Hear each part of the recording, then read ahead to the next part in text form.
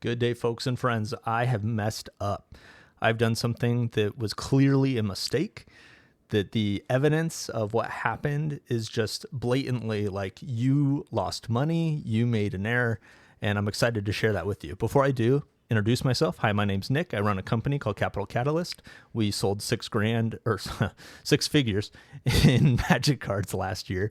And I share with you thoughts and feelings and the realities of the markets with a special focus on economics. If that sounds interesting to you, you should subscribe. All right. What happened? So on TCG Player, the fundamental flaw or what went wrong has to do with TCG Player and how pricing works on TCG Player.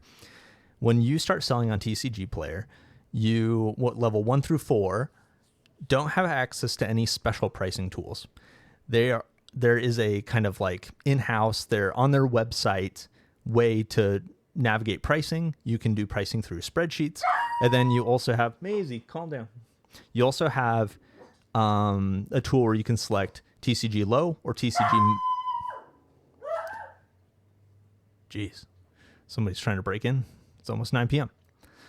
Or TCG market.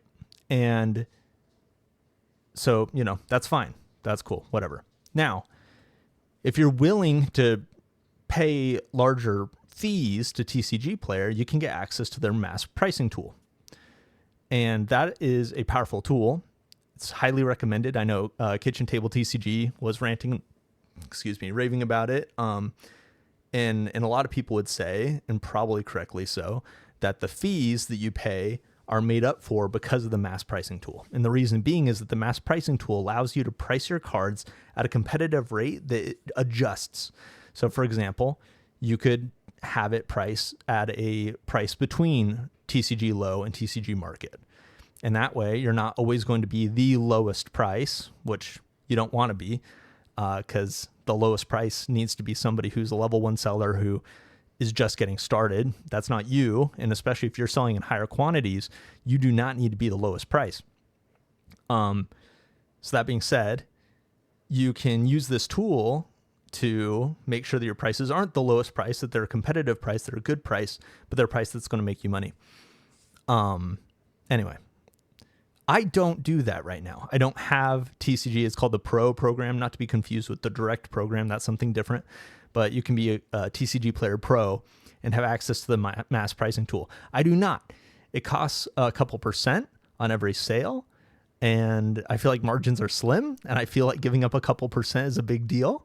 Although, foreshadowing, maybe it isn't a big deal because of this example, and this isn't the only time this has ever happened, but this example that I'm going to share with you, it is just interesting though, realizing that there are pros and cons, right, to giving TCG Player more money for their tools, or you can do it on your own. I've done it on my own. I've used spreadsheets. I've used their website to just update prices. And in general, what I'll do is I'll use the market price when I have a lot of different cards and when I don't have a ton of time, right? So the idea here is if you have time, then you want to price closer to low because you can just sell stuff quickly. And it's okay if you're selling stuff quickly if that's how you've planned to do things, right? So I use my tool that I've talked about and shared in different videos to get the prices for Commander deck set at low. And if the price at low of a Commander deck set is profitable, then maybe I'm happy selling everything at low, assuming I've got the time to like ship all those cards, package all those envelopes. Alternatively, if I don't have a ton of time, or if I'm just not in a rush, I'll sell things at market price. Things sell slower as they're at a higher price, but every sale has higher margins.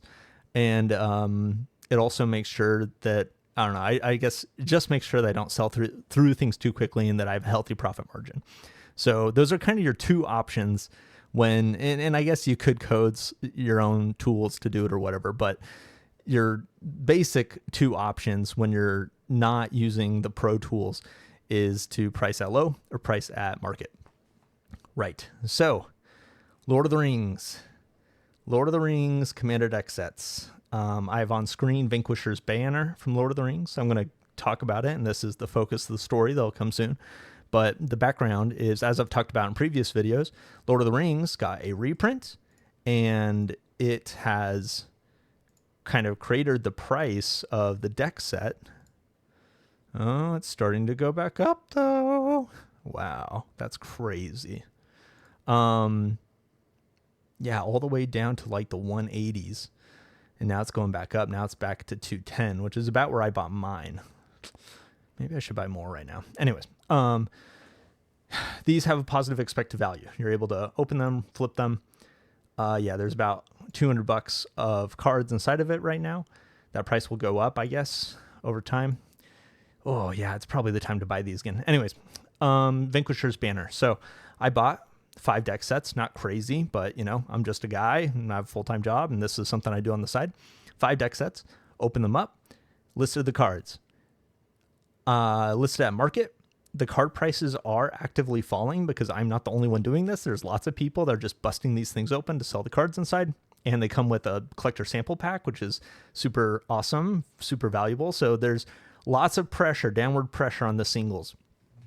So prices are falling. If you price at market while prices are falling, your cards aren't going to sell, at least not that quickly, because prices are falling and the market price will go down, down, down. So if you price at market and your price isn't following market, going down with market, then your price is going to end up being higher than everyone else's price. Hence the woes of not being a pro, not using the pro tools or the pro program.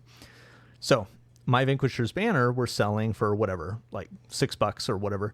I log in, I see that, I'm like, oh my goodness, it'd be nice if these sold now. I'm going to price them at TCG low. Well, they sold. They sold, and I'm actually, this is one of the rare circumstances where I'm able to show off the address of the person buying it. That's Card Kingdom. That's Card Kingdoms, and it says grading, but really what it is their intake for buy lists. What happened was somebody funneled my order of cards that I had straight to a buy list, where even now you can currently buy list them to Card Kingdom for more money than I sold mine for on TCG Player. My listing will probably be like the lowest price. Oh, brutal. You see that 5 sold right there? That's me. 5 items sold at like 250-ish. Oh, wow. And yep. So they, this isn't crazy money. You think like, Nick, why are you freaking out about, lost like $5? But the implications here are fascinating, right? Because for me to sell on TCG Player, I pay fees.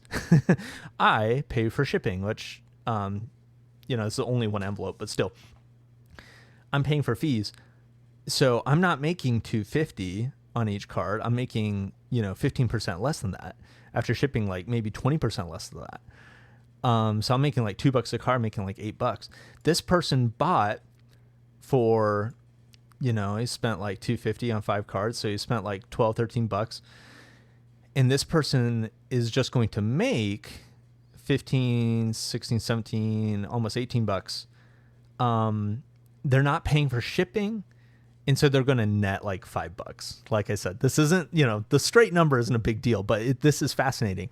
This person isn't putting in any of the effort for shipping and whatever. They just had to put in the effort of putting their order number for the grading service into the address that gets ordered here. And it's going to go straight to Card Kingdom, and they're going to pay him whatever, and he's going to net $5. I say he, it could be a she, I don't know. And fascinating, right? Just fascinating. And so what's the point? The point here, I think the point is that there are lots of ways to make money from cards that people aren't always thinking about, right? And buy lists are one of them. Buy lists are incredible.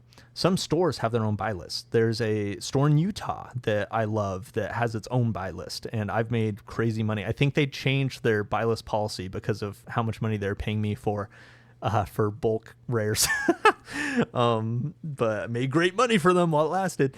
Card Kingdom has incredible buy list programs. I've talked in the past about problems with liquidity. If you buy a bunch of cards, this is specifically about singles, right? And you're thinking like, oh, how am I going to sell these in the future? Buy lists. Buy lists are how you're going to sell them in the future. It's incredible how much volume you can sell, and you just get one check. And that one check, they're not taking 15% out. You're not paying fees. It's just that generally the buy lists, the amount they're going to pay you is less than what you could make yourself selling it yourself on TCG Player, even after fees. But that isn't always true. Like in this case, I would have been better off, just $5, but whatever. That's like 40% better off if I had used the buy list instead of selling on TCG Player. And so it just begs the question, right? I mean, it's hard. You got to have like all the data in one place and whatever. It's hard to do. But man, I just know I messed up, and that's okay. I got one other thing I want to talk about. I want to talk about the Dandan secret lair. And what's really interesting here is the people coming out. So we get, who is this? MTG Goldfish. We got Saffron Olive talking about how the Dandan Secret Lair deck is like a huge success for scalpers. Then you get Pleasant Kenobi talking about the Dandan Secret Lair FOMO. I hate it. It's interesting, right? Is anything going to change? I don't think so. But it is interesting that there's lots of secret lairs this happens to, and there's lots of secret lairs this doesn't happen to. I mean, I want to pull up, let's pull up secret lair right now, because I think that there's still, we're making your new favorite Magic cards. You're so funny. Yeah, there's lots of secret lairs. Look here that are still available. Look at our heaven help the Fallout secret lairs and the people who bought a ton of them, like myself. It's like this, we talk about the FOMO and the missing out, but it's only for the good ones, right? And yeah, I mean, the Dandan secret lair, we can check eBay now. I guess let me pull this to the side. We can check eBay now. And last I saw, it was like $200. Let's see what it is now. Yeah, it's like $200. $200 sealed, 210, whatever. Some people trying to sell 215 free shipping. Man, it's tempting. These lands are just so good. It is tempting. But I'm not going to do it because I wasn't planning on buying it before I knew about it. So why would I plan on buying it now? Anyway, people freaking out about scalping. If you want to see change in the world, you need to freak out about it, right? You need to get upset, and you need to be annoyed, and you need to try to leverage your audience to make some kind of change, because Wizards of the Coast, if nobody gets upset about it, then why would they have any reason to change? What's interesting, though, is just thinking about the alternatives that Wizards has. Now, if Wizards wanted to make the most money possible from this, what they would do is they would have auctions. They would just auction like one off a day for however long that they feel like doing that. And that's how they could make the most money from these. The first one would go for $500 and the second one would go for $490. And what you do is you could absorb all of the propensity to consume. Every person who's willing to pay a max price will get their chance in line to pay that max price until you get to the last person in line who's only willing to pay like $60 for it. And that last person just pays like barely above what it costs Wizards to make it, and then Wizards can close up shop. But they're not going to do that. The optics aren't good. It's not a good customer experience. Now you could say like the optics aren't good for this, but this isn't, they're not doing something unique here, right? This is the Ticketmaster model. This is concerts from the dawn of time. What you do is you book a venue that has less seats than you have fans, because you want your tickets to be expensive. You want the venue to sell out, and you want people to think like, whoa, this is the place I want to be. You want the news to pick it up and talk about it and say, hey, this was a cool thing. And that's the point. The point of having limited inventory is to get people to talk about it, which is so funny because that's exactly what's happening with the community right now, right? With Pleasant Kenobi and Saffron Olive is like talking about it. And that is good for the FOMO. It's good for people to learn about it and be like, whoa, next time I want to be there so that I can get one of these, or for them to be like, you know what, these are pretty cool. I will buy it for $200 on eBay or whatever. Right. So it's interesting. I'm not saying that there's nothing that could be done, but I'm just saying that it's a win for Wizards, right? When things sell out and when there's hype, it's a win for Wizards. And so what is the solution? The solution for us, right, is they just print more. That's what we want. It's not the scalpers' fault. The scalpers aren't the ones who made the price high. It's the people buying them that make the price high. And the people buying them buy them because they want them. So it's not like, oh, you like Magic so much, we hate you. No. Come on. That's ridiculous. But, if Wizards just printed more, this wouldn't be a problem. So anyways, good times. Like I said at the beginning, hey, you should subscribe. Do it. Hit the subscribe button. Thanks for watching. Below, I've got links. I've got links to my store where I sell a couple dinky things. I got links to Amazon. If you buy anything on Amazon after clicking my link, that supports the channel. Huge thanks to you. So anyways, good times, y'all. Thanks for watching. We'll see you.